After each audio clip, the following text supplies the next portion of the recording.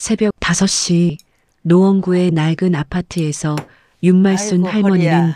도시락을 싸고 있었습니다. 73세의 그녀 손은 빠르게 움직이면서도 떨리고 아이고, 있었지요. 허리야.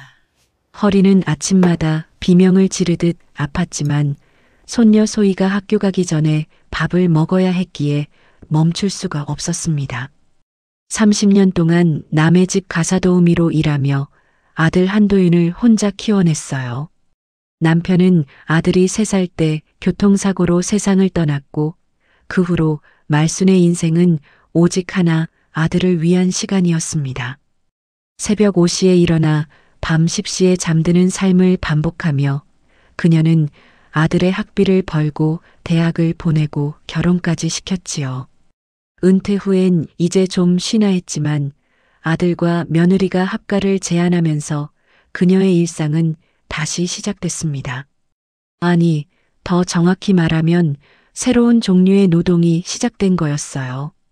가사도우미로 일할 땐 적어도 월급이라도 있었지만 지금은 감사 인사조차 없는 무급 가정부가 되어버린 것이지요.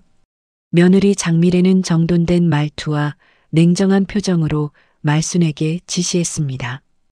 어머니, 저녁은 정확히 6시에 차려주세요. 그 말에는 부탁이 아니라 명령이 담겨 있었어요. 빨래도 청소도 손녀 돌보기도 모두 말순의 몫이었습니다. 며느리는 회사에서 돌아와 소파에 앉아 휴대폰만 보고 아들은 방에 들어가 문을 닫아버렸지요. 어느 날 아침 말순은 허리 통증이 너무 심해 병원에 가야겠다고 말했습니다. 그러자 며느리가 시계를 보며 한숨을 쉬더니 이렇게 물었어요. 저녁은요? 그 순간 말순은 깨달았습니다. 자신이 이 집에서 사람이 아니라 기능으로만 존재한다는 거요. 아파도 힘들어도 아무도 그녀의 고통에 관심이 없었습니다. 오직 저녁 식사가 제때 나오는지 빨래가 깨끗한지만 중요했던 거예요. 말순은 병원에서 돌아와 거실 구석에 조용히 앉아 있었습니다. 그때 며느리가 다가오더니 서류 봉투를 내밀었어요. 어머니, 잠깐 명의만 제 이름으로 돌려놔요. 대출 이자 줄이게. 말순은 그 말을 듣고 가슴이 철렁 내려앉는 걸 느꼈지요. 이 아파트는 30년 동안 피땀 흘려 일한 돈으로 산 집이었습니다. 아들이 결혼할 때도 손녀가 태어났을 때도 이 집에서 함께 살자고 손을 내밀었던 건 말순이었어요.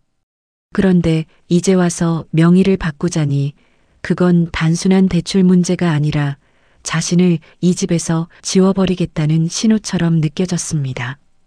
그날 밤 잠을 이루지 못한 말순은 화장실에 다녀오다가 거실에서 새어나오는 불빛을 봤습니다.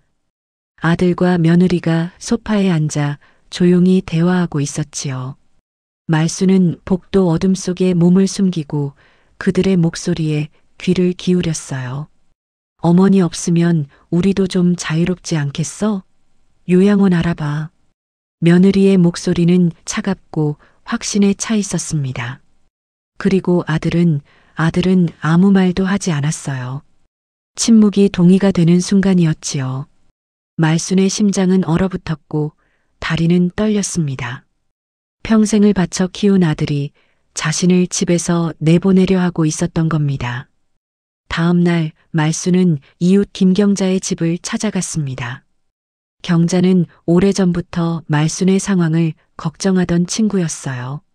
말순이 떨리는 목소리로 어젯밤 일을 이야기하자 경자는 단호하게 말했습니다. 말순 씨, 이건 가정 문제가 아니라 법적 문제예요. 구청에 무료 법률 상담 있어요. 당장 가보세요. 며칠 후 말순은 구청 법률 상담실에서 박정우 변호사를 만났습니다. 젊은 변호사는 말순의 이야기를 듣더니 진지한 표정으로 메모를 하기 시작했어요. 할머니, 이건 단순한 가정 갈등이 아닙니다. 법적 권리 문제예요. 모든 대화를 녹음하세요. 특히 명예 이전이나 요양원 이야기가 나오면 반드시 증거를 남기셔야 합니다. 말수는 그날 집으로 돌아오는 길에 전자상가에 들러 작은 녹음기를 샀습니다. 주머니에 쏙 들어가는 크기였지요. 73년을 살면서 이런 물건을 살 거라곤 상상도 못했지만 지금은 이것이 자신을 지킬 유일한 무기처럼 느껴졌어요. 집에 돌아온 말수는 거울 앞에 섰습니다. 주름진 얼굴, 허리 굽은 몸, 손등에 검버섯들. 그녀는 자신에게 조용히 속삭였지요. 이제 내가 날 지켜야 해. 그날부터 말순의 일상은 조금씩 달라지기 시작했습니다. 겉으로는 여전히 순종적인 할머니였지만 주머니 속 녹음기는 매 순간 작동하고 있었어요. 며느리가 명예 이전을 재촉할 때, 아들이 요양원 팸플릿을 슬쩍 거실 테이블에 올려놓을 때 모든 순간이 기록되고 있었습니다. 말수는 밤마다 녹음 파일을 들으며 메모를 했어요. 날짜, 시간, 내용을 정리하고 박 변호사에게 보낼 자료를 차곡차곡 모았습니다. 30년 동안 남의 집 청소하고 빨래하며 살았던 그녀가 이제는 자신의 인생을 정리하고 있었던 거지요. 그러던 어느 날 아침 며느리가 다시 서류 봉투를 들고 왔습니다. 어머니, 등기소에 잠깐 같이 가요. 오늘 안 하면 대출 이자가. 말수는 고개를 끄덕이며 가방을 챙겼습니다. 그리고 주머니 속 녹음기의 버튼을 눌렀지요. 빨간 불이 켜지는 걸 확인하며 그녀는 조용히 미소 지었습니다. 폭풍이 오기 직전의 고요함이었어요. 73세 할머니의 조용한 반격이 이제 막 시작되려 하고 있었습니다. 목요일 저녁 며느리가 거실에서 여행 가방을 꺼내며 이번 주말에 제주도로 가족여행을 간다고 말했습니다. 말수는 앞치마를 두르고 부엌에서 나왔어요. 손녀 소희가 신나서 소파에서 뛰고 있었지요. 말순이 잘 다녀오라고 하자 며느리는 너무나 당연하다는 듯 어머니는 안 간다고 말했습니다. 마치 처음부터 말수는 가족에 포함되지 않는다는 듯한 말투였어요. 말수는 그 순간 무언가가 가슴속에서 쿵 하고 내려앉는 걸 느꼈습니다. 소희가 왜 할머니는 안 가냐고 물었지만 며느리는 할머니는 집에서 쉬시는 게 더 좋으시다며 웃으며 대답했어요. 거짓말이었습니다. 말수는 한 번도 그런 말을 한 적이 없었거든요. 하지만 아무 말도 하지 않았습니다. 주머니 속 녹음기만 조용히 작동하고 있었지요. 금요일 아침 아들 가족은 제주도로 떠났습니다. 손녀 소희가 현관에서 할머니를 안으며 선물 사올게요 하고 말했어요. 말수는 조심히 다녀오라며 아이를 안았습니다. 이 순수한 아이만은 진심으로 자기를 사랑하고 있다는 걸 알았거든요. 현관문이 닫히고 발소리가 멀어졌습니다. 말수는 거실 창문으로 그들이 차에 타는 모습을 지켜봤어요. 차가 골목을 빠져나가고 마침내 시야에서 사라졌지요. 말수는 떨리는 손으로 휴대폰을 꺼냈습니다. 부동산 중개소에 전화를 거는 순간 그녀의 인생은 돌이킬 수 없는 강을 건너기 시작했어요. 집을 팔려고 한다는 말순의 말에 중개소 사장은 놀란 목소리로 왜 그렇게 급하게 파느냐고 시세도 확인해 봐야 하지 않느냐고 물었습니다. 말순은 침착하게 대답했어요. 금매로 시세보다 5천만 원 낮게 내놓겠다고 대신 계약은 반드시 자기 이름으로만 진행하고 아들한테는 절대 연락하지 말라고 했지요. 사장은 잠시 침묵하더니 알겠다며 오후에 매물 사진 찍으러 오겠다고 말했습니다. 전화를 끊은 말수는 소파에 주저앉았습니다. 30년 동안 피땀 흘려 산 집을 아들을 위해 마련한 보금자리를 이제 팔아야 한다니. 하지만 다른 방법이 없었어요. 명의를 빼앗기고 요양원에 보내지기 전에 차라리 자신이 먼저 이 집을 정리하는 게 나았습니다. 오후 2시 부동산 사장이 도착했습니다. 집 안 곳곳을 사진 찍으며 좋은 매물이라고 칭찬했고 조건만 맞으면 일주일 안에 계약 가능하다고 말했지요. 말순이 얼마나 빨리 팔 수 있냐고 묻자 사장은 금매면 빠르면 월요일에도 계약 가능하다고 대답했습니다. 말순은 고개를 끄덕이고 박 변호사에게도 전화를 걸었습니다. 집을 내놓았다고 이제 어떻게 하면 되냐고 물었어요. 변호사는 침착하게 설명했습니다. 계약되면 바로 잔금 날짜를 2주 후로 잡고 집 인도일은 잔금일로부터 일주일 후로 하라고요. 그러면 총 3주의 시간이 생긴다고 했습니다. 말순이 3주면 충분하냐고 묻자 변호사는 할머니께서 강릉으로 이사 가시고 아드님 가족도 새 집을 구할 시간이 된다고 집이 팔렸으니 새 집 주인에게 넘겨야 한다고 하시면 된다고 말했지요.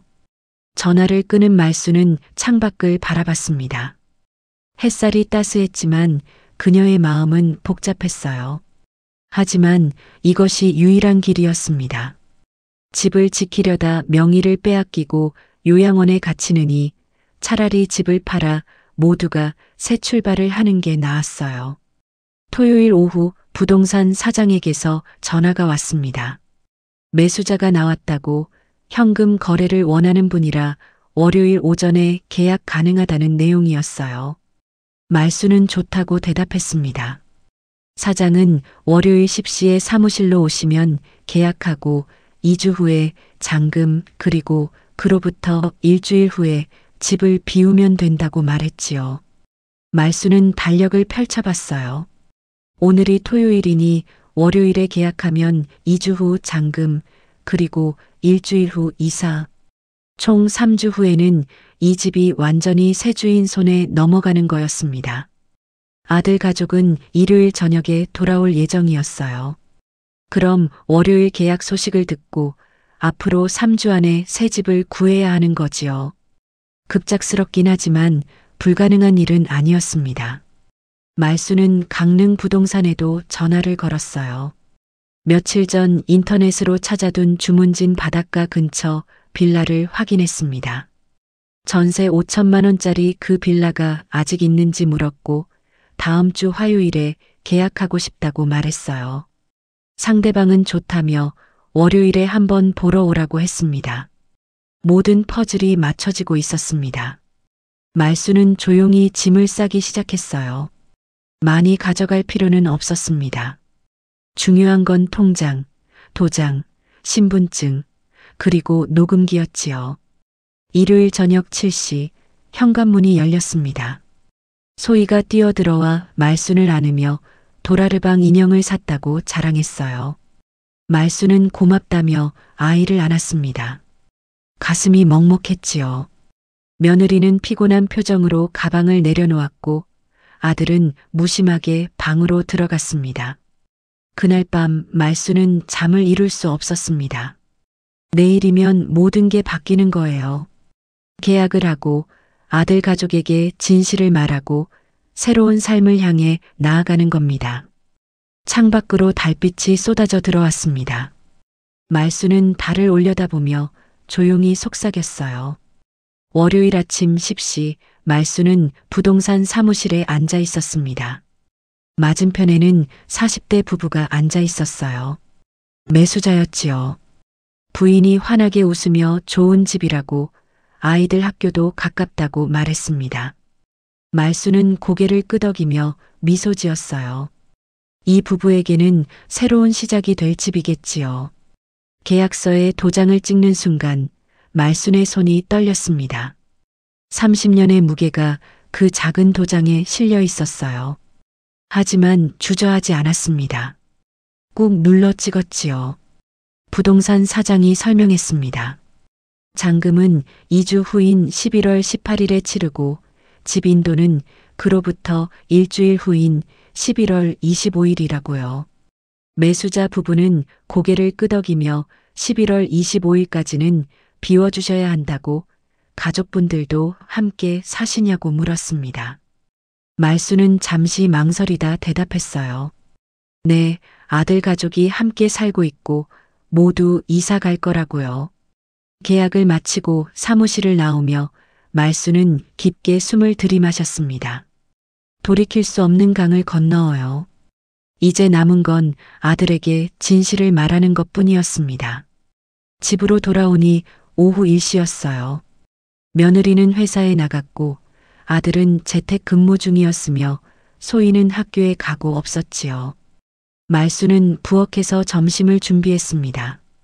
평소처럼요. 하지만 마음속으로는 오늘 저녁에 할 말들을 되뇌고 있었어요. 저녁 7시 온 가족이 식탁에 모였습니다. 말수는 밥을 차리며 조용히 말했어요. 오늘 저녁 먹고 나서 중요한 이야기 할 게 있다고요. 며느리가 휴대폰을 내려다보며 무심하게 또 뭐냐고 물었지만 말수는 밥 먹고 이야기하자고만 했습니다. 식사 시간은 평소처럼 조용했습니다. 며느리는 소희에게 숙제 검사를 하고 아들은 뉴스를 보고 말수는 설거지를 했어요. 설거지를 마친 말수는 거실로 나와 TV를 껐습니다. 며느리가 짜증 섞인 표정으로 쳐다봤지요. 말수는 단호하게 말했어요. 앉으라고, 둘 다 앉으라고요. 말순의 목소리에는 평소와 다른 단호함이 담겨 있었습니다. 아들과 며느리는 어리둥절한 표정으로 소파에 앉았어요. 말수는 가방에서 서류 봉투를 꺼냈습니다. 그리고 식탁 위에 놓으며 천천히 말했지요. 이 집을 팔았어. 순간 거실의 공기가 얼어붙었습니다. 며느리가 벌떡 일어나며 뭐라고 되물었고 아들도 황당한 표정으로 서류를 집어들었어요. 매매 계약서를 보며 이게 진짜냐고 묻는 아들에게 말수는 침착하게 대답했습니다. 그렇다고 오늘 오전에 계약했고 2주 후에 잔금이 들어오며 그로부터 일주일 후엔 새 주인한테 집을 넘겨야 한다고요. 며느리가 소리쳤습니다. 어머니 정신 차리시라고 이게 무슨 짓이냐고요. 하지만 말수는 침착했어요. 자신은 정신 차린 거라고 너희가 이 집을 빼앗으려 했다고 말했습니다. 며느리가 빼앗다니 무슨 말이냐며 그저 대출 이자를 줄이려던 거였다고 항변했지만 말수는 짧게 말했어요. 거짓말. 말수는 휴대폰을 꺼내 녹음 파일을 재생했습니다. 거실에 목소리가 울려 퍼졌어요. 어머니 없으면 우리도 좀 자유롭지 않겠느냐는 말, 요양원을 알아보라는 말, 빚이 많으니 이 집을 팔아야 청산된다는 말, 그러니까 빨리 명의를 넘기고 요양원에 보내야 한다는 며느리의 목소리가 생생하게 들렸습니다. 침묵이 흘렀습니다. 며느리는 얼굴이 하얗게 질렸고 아들은 고개를 숙였어요. 아들이 작은 목소리로 엄마 그게 하고 말을 시작했지만 말수는 단호하게 말했습니다. 할 말 있으면 해보라고요. 아들은 입을 열었다 다시 닫았습니다. 변명할 수 없었던 겁니다. 말수는 계속 말했어요. 처음부터 계획이었냐고 명의를 넘기고 자신을 요양원에 보내고 집을 팔아서 빚을 갚으려던 거냐고 물었습니다. 며느리는 떨리는 목소리로 대답했어요. 어쩔 수 없었다고 빚이 너무 많아서 그랬다고요. 말수는 차갑게 물었습니다. 그래서 자신을 버리려고 했냐고요. 며느리는 대꾸하지 못했습니다. 말수는 차분하게 말을 이어갔어요. 이 집은 자기 이름으로 된 거라고 30년 동안 남의 집 청소하고 빨래하며 모은 돈으로 산 집이라고 너희 돈은 한 푼도 안 들어갔다고 말했습니다. 며느리가 그래도 가족인데 하고 말했지만 말수는 비웃었어요. 가족? 말수는 되물었습니다. 가족이 이러냐고 자신을 요양원에 보내려 하고 집을 빼앗으려 하는 게 가족이냐고 물었어요. 아들이 고개를 들었습니다. 눈가가 붉어져 있었어요. 엄마 미안하다고 정말 미안하다고 말했지만 말수는 냉정하게 대답했습니다. 미안하다는 말로 다 되는 게 아니라고요. 말수는 소파에 앉았습니다. 다리에 힘이 풀렸거든요. 그리고 천천히 말했어요. 2주 후면 잔금이 들어오고 그로부터 일주일 후, 그러니까 총 3주 후엔 새 주인이 이사 온다고, 그때까지 너희도 나갈 곳을 찾아야 한다고 말했습니다. 며느리가 다시 소리쳤어요. 우리 보고 나가라는 거냐고요. 말수는 침착하게 대답했습니다. 집이 팔렸는데 어떡하냐고, 새 주인 집인데 너희가 계속 있을 수는 없지 않냐고 말했어요. 며느리가 그럼 어머니는 어떻게 할 거냐고 물었습니다. 말수는 짧게 대답했어요. 자신은 강릉으로 간다고, 혼자 간다고요. 말수는 일어섰습니다. 그리고 방으로 들어가려다 돌아서서 마지막으로 말했어요. 3주 있어. 새집 구해. 그게 내가 줄 수 있는 마지막 시간이야. 방문을 닫는 순간 거실에서 며느리의 울음소리가 들렸습니다. 아들도 뭐라고 말하는 소리가 들렸지요. 하지만 말수는 귀를 막았어요. 그날 밤 말수는 잠을 이룰 수 없었습니다. 창밖을 바라보며 지난 73년을 떠올렸어요. 남편을 잃고 홀로 아들을 키우고 이제는 그 아들마저 떠나보내야 하는 순간이었습니다. 하지만 후회는 없었어요. 자신을 지킨 거니까요. 누군가의 그림자가 아니라 윤말순이라는 한 사람으로 사는 길을 선택한 거니까요. 창밖으로 빗소리가 들렸습니다. 말수는 눈을 감았어요. 폭풍이 지나가고 있었습니다. 월요일 새벽 5시 말수는 평소보다 더 일찍 눈을 떴습니다. 이 집에서 맞는 마지막 새벽이었어요. 창밖은 아직 어두웠지만 동쪽 하늘 끝자락이 희미하게 밝아오고 있었지요. 말수는 부엌으로 가서 커피를 끓이며 창밖을 바라봤습니다. 30년을 살았던 이 집에서의 마지막 아침이었어요. 오전 9시 30분 말수는 가방 2개를 현관 옆에 가지런히 놓았습니다. 73년 인생의 짐이 고작 가방 2개로 정리되다니 씁쓸하기도 했지만 동시에 홀가분하기도 했어요. 중요한 건 통장과 도장, 신분증, 그리고 주머니 속 녹음기였지요. 현관 초인종이 울렸습니다. 이삿짐 센터 직원들이었어요. 말수는 손가락을 입에 대며 조용히 하라는 신호를 보냈습니다. 직원들이 가방을 들어 올리는 순간 복도 끝에서 방문이 열리는 소리가 들렸어요. 아들 도윤이 부스스한 머리에 잠옷 차림으로 나오고 있었습니다. 아들은 거실을 향해 몇 걸음 걷다가 멈춰 섰습니다. 현관에 선 이삿짐 센터 직원들과 가방을 든 어머니를 발견한 거예요. 말수는 침착하게 대답했습니다. 이사 간다고, 강릉으로 간다고요. 며느리도 방에서 나왔고 손녀 소희도 눈을 비비며 나왔어요. 거실은 순식간에 혼란에 빠졌지요. 말수는 가방에서 서류 봉투를 꺼냈습니다. 집 매매 계약서였어요. 며느리 손에 쥐어주며 천천히 말했지요. 이 집은 내가 샀어. 내 이름으로. 며느리의 얼굴이 순식간에 하얗게 질렸습니다. 계약서를 펼쳐보더니 비명을 질렀어요. 며느리는 입술을 떨었고 아들은 고개를 떨구었어요. 손녀 소희가 울기 시작했습니다. 말수는 무릎을 꿇고 손녀를 꼭 안으며 조용히 속삭였습니다. 할머니가 너를 사랑한다고, 하지만 이제는 할머니도 할머니 인생을 살아야 한다고요. 도윤아, 나는 내 엄마야. 하지만 그 전에 윤말순이라는 사람이었어. 말순의 목소리는 떨렸지만 단단했습니다. 아들이 미안하다고 떨리는 목소리로 말했지만 말순은 냉정하게 대답했어요. 미안하다는 말로 다 되는 게 아니라고요. 이 집은 3주 후에 새 주인에게 넘어간다고, 그때까지 나갈 곳을 찾으라고 말했습니다. 이삿짐 센터 직원들이 가방을 들었습니다. 말수는 현관문을 열고 밖으로 나갔어요. 계단을 내려가는 동안 뒤에서 소희가 할머니를 부르는 소리가 들렸습니다.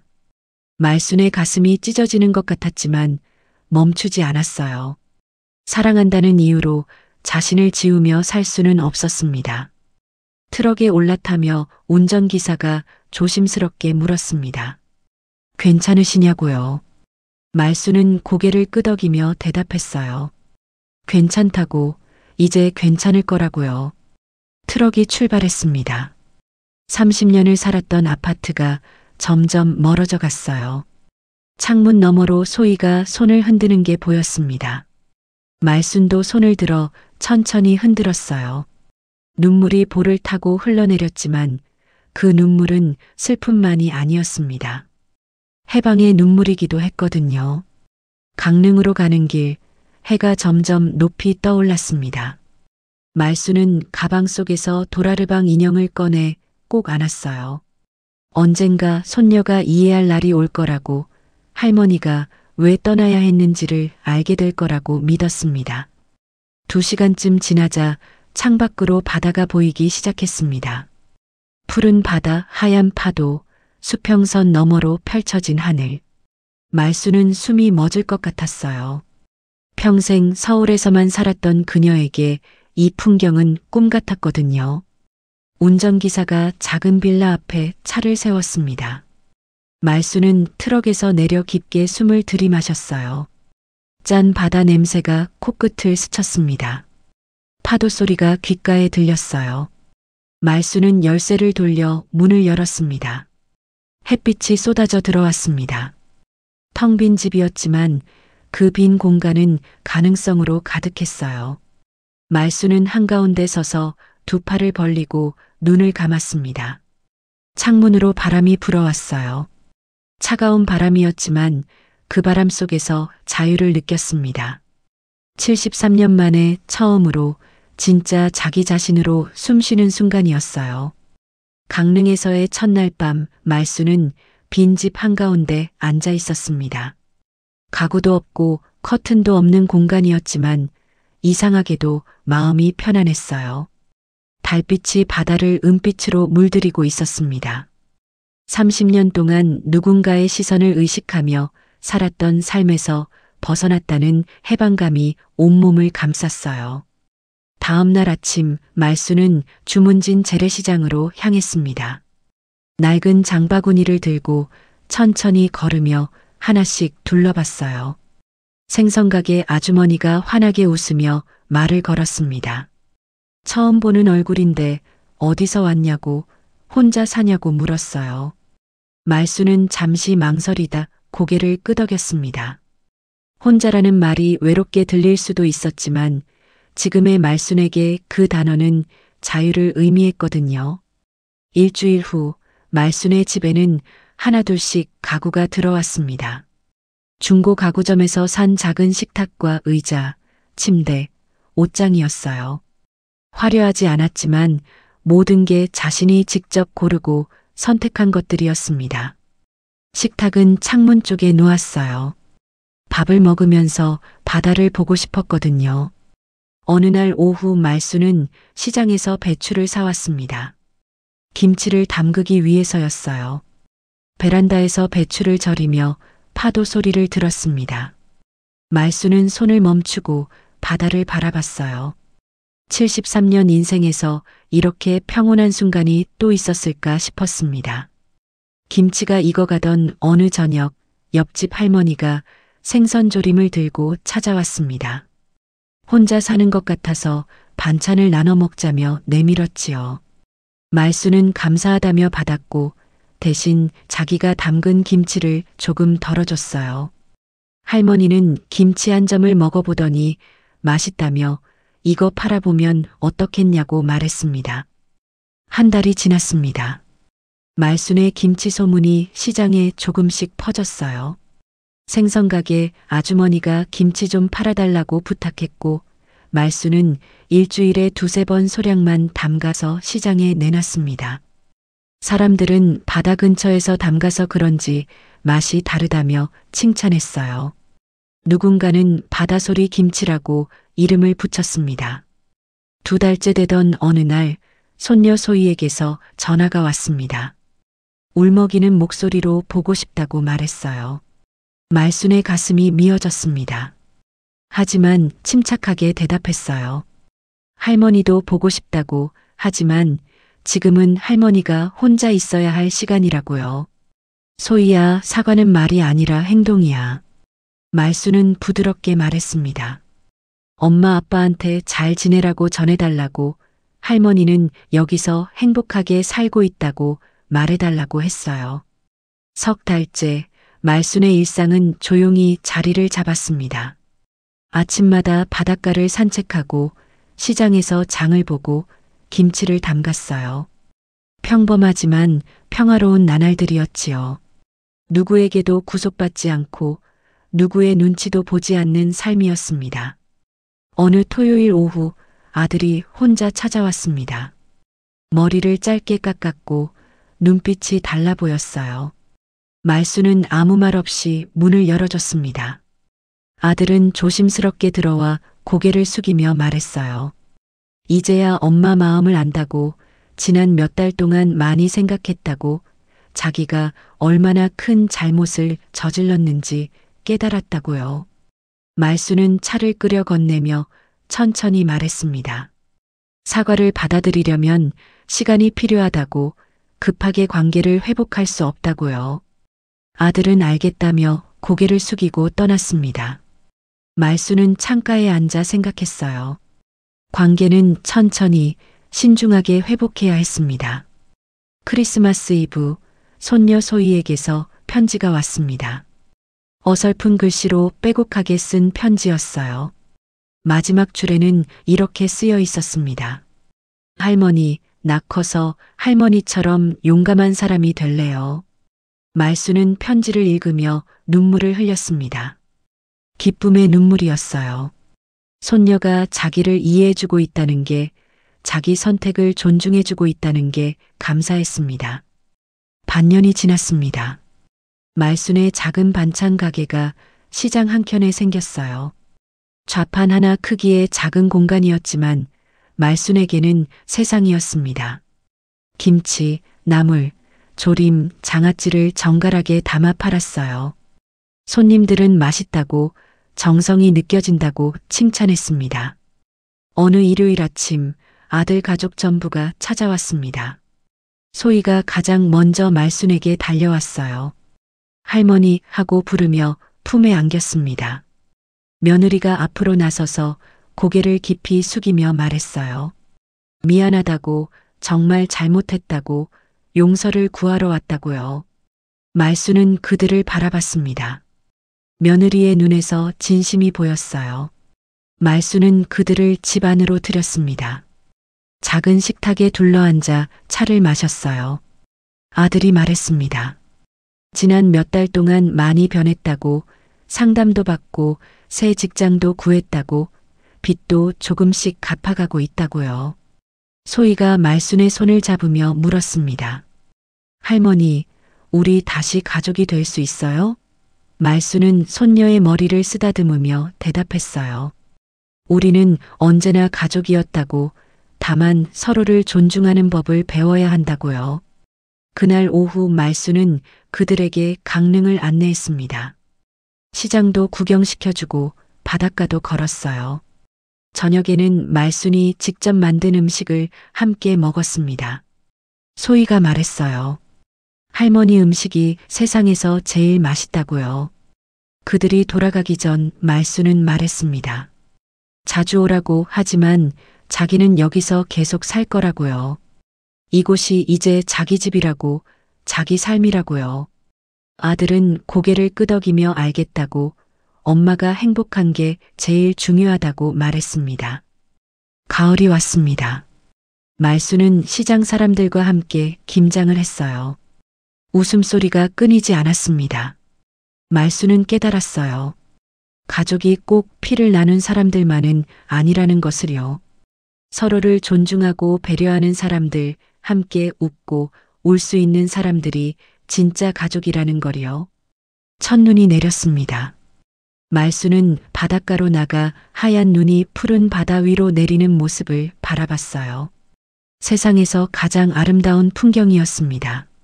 말수는 두 손을 모아 하늘을 올려다봤습니다. 73년을 살아오면서 가장 행복한 순간이 지금 바로 이 순간이었습니다. 아무것도 가진 게 없지만 모든 걸 가진 것 같았어요. 자유, 평화, 존엄, 그리고 자기 자신이요. 파도가 해안을 두드렸습니다. 그 소리는 응원처럼, 축복처럼 들렸어요. 말수는 천천히 집으로 돌아왔습니다. 창가에 앉아 뜨거운 차를 홀짝이며 눈 내리는 바다를 바라봤습니다. 윤말순의 이야기는 끝이 아니었습니다. 오히려 시작이었어요. 73세에 찾은 자유, 되찾은 이름, 그리고 다시 쓰기 시작한 인생의 이야기였습니다. 파도는 오늘도 밀려왔다가 물러가고 말수는 그 소리를 들으며 자기만의 삶을 살아갑니다. 당당하게, 행복하게, 그리고 온전히 자기 자신으로요.